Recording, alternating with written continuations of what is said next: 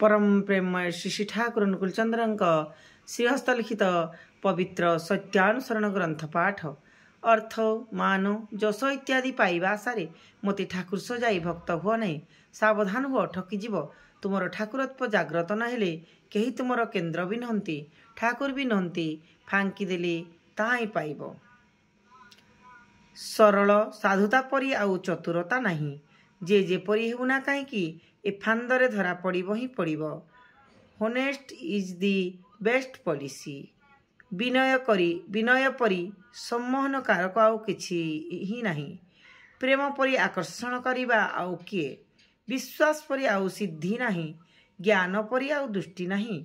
आंतरिक दीनता परी अहंकार को जबत करिबार आउ किछि हेले नहीं। सद्गुरु आदेश पालन परी आउ मंत्र कौन अछि। चालो आगे जाओ, रास्ता भावी क्लांत होई पड़ नहीं। ताहेले आउ जीवा हेबो नहीं। पृष्ठा संख्या 70। जय गुरु जय गुरु।